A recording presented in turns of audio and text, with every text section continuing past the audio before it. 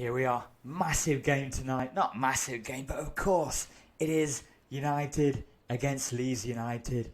9 p.m. my time. I'm living in Taiwan, so I'm going to be ready. I'm going to be up. I've got it already set on the TV, and I can't wait just to see the vibe of the team, and I'm looking forward to seeing Cunha play. Now, if we're looking at the squad, what we're taking, it has been said that it's a watered-down squad just to replicate the amount of players we're likely to be using throughout this season, obviously without Champions League commitments and any other kind of European commitments, as a matter of fact. Obviously, Cunha's been included, and also Diego Leon's been included, a Paraguayan new signing, the young lad, which I'm looking forward to. When we're looking at the goalkeepers, look, it's a shame we haven't made any new additions in the goalkeeping area. There are a couple of goalkeepers that I like. I like the lad from, I say lad, I'm 43, but they're not like children, they're men also. But I like the guy who's in goal for Atalanta in Serie A, Carnosecchi. I believe that's how you pronounce it. And I wish that we did put a sneaky bit in, but obviously that was a while ago when we was interested in him. So yeah, I don't know. Bayender's obviously going to get some minutes. We're looking at defenders. Okay, I re-watched, and I did actually watch the Hong Kong game. And yes, you can't really go on these kind of games. The conditions were atrocious. But when I look at Kokonki, he got did for pace quite often, and it's really difficult when you play three at the back. And that I know I'm an A licensed coach. I play three at the back or five at the back a few times myself in my teams, and it is so difficult when you've got the back three to have the two players either side of the central defenders who need to be flexible. They need to be comfortable going out to defend in wide areas, just like a fullback would be.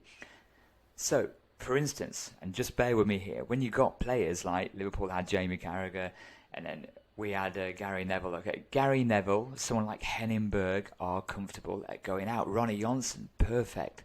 I know we haven't got these players, but just perfect examples. Now, when you're looking at quite powerful units or those who are comfortable at commanding in central areas, for example, Harry Maguire, although Maguire is underrated in a few different areas, I would prefer to have them staying in the central position of the three rather than have them going out their comfort zones out wide. Yes, if they need to go out on cover, great, but we do need to work on that. Lenny Yoro, obviously one to watch. He's got that kind of flexibility, that versatility, along with De Ligt, which I think we've got good coverage for. I would like to see another addition to the central defenders, as I think the fullbacks, you want to call them wing backs, you want to call them attacking fullbacks, whatever you want to call them, we have got young lads now being blooded in. Now, the good thing about this wing-back area, okay, two main things you need. It's a good engine, good motivation and work rate, okay, and the right attitude. If you got them three, you find that a lot of the younger players don't hold any fear, and they're not shy in getting up forward, and that makes a play look more valuable, more appealing when they're attacking. And yes, when you look at the defensive frailties or naiveties, that comes in time for sure. It could be exploited. You only have to look at Trent when he was at Liverpool. The amount of times he got exploited going forward or on the ball, great.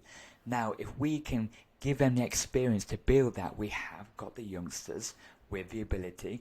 Dorgu, absolutely love Dorgu. And Mazzori are the types of players which can hold the fort for now, but I do feel we need some additions. And I'm going to be interested to see how Diego Leon gets on as well. Of course, I believe he's around 19 years old, so still has some time to develop. However, if you're looking to be playing for United in the first team in the Premier League, you're not given that time. You've got to hit the ground running. And even these friendly matches are the times to take that opportunity. And then the players mentioned, Dalot, Dorgu, great. Looks like we're covered, sure, if we need to bring him in as well, or if he's starting, depending on fitness. Look, defence, okay, for the way we're playing. However, are the players still comfortable with what is being asked of them? I'm not too sure right now. It will be interesting to see if Højlund does start and ends up scoring a hat-trick and having a blinder of a game, if all of a sudden opinions have changed and we're like, hold on, do we need to spend 70 million or 77 million? Guy, what could hit the ground running? Look, the likelihood of that is not very likely. Everyone's against him. However, you just don't know. I don't think it will happen, but you just don't know, right? Especially, we've got Cunha, we've got Bruno, Mbeumo, who obviously isn't starting or going on tour. He's going to be ready for the American tour. But it can't be positive for his morale, with all the transfer talk around him, and basically he knows what the supporters are saying about him and other club supporters as well.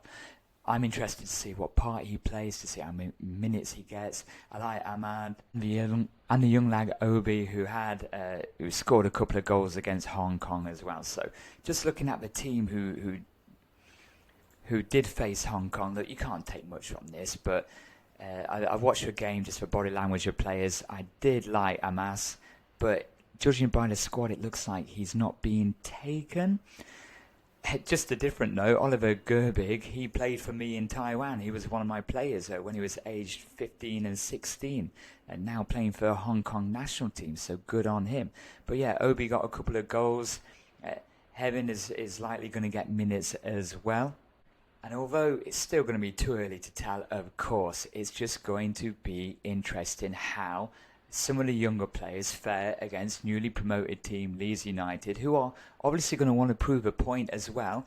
And regardless of what you think, what I think, what people think, we do see a lot from pre-season friendlies of certain players. For example, players' attitudes, the intangibles, what people think they can't see. It's not all about the ability, the technique, the technical skill. It's about the teamwork, the willingness to put in running, how they create how they gel with the dynamics of a team, or the new players coming in. All these, what can be naked to the human eye, we need to keep an eye on to see who is going to be pushing us a little bit closer to them European places this season. I'm really gutted Xerxes missing out. I'm really excited to see if he can actually kick on, because I like him as a player, possibly a backup player if we do get a new number 9, a power number 9, to see how he fares with Bruno, with Cunha and Mbeumo behind him as well. In the wide areas, I just hope that we can continue to be I just hope that we can become an exciting direct force. And I don't mean a direct force meaning long balls. No, direct means getting the ball, running at players, using or creating one-on-ones against the opposing defenders or the defending players, and getting into the final third and dangerous areas as soon as possible. Whichever way we look at it, this could be a new start once, it looks like, and I use the word or the term bad eggs very lightly, because no one ever knows what's going on behind the scenes. I've been a coach before. We've had to send players to reserve teams in China Division 1, for example, and we've had to take players from the reserves and bring them into our teams. The same when I've been in Ghana. I used to have to change 8 or 9 players to my first team starting lineup just to keep the dynamics and smiley faces happy with a good vibe. It could be a fresh start for us. It could be a fresh start for a lot of the players as well. That's why I'm interested to see in Højlund's body language. No doubt he will be pushing and trying as hard as he can, but has he got the natural ability and has he got the confidence? I don't know, time's going to tell, but we are playing Leeds United. This video is going to be out before the game. I'm going to say a prediction now. I'm going to say it's 2-1 to us.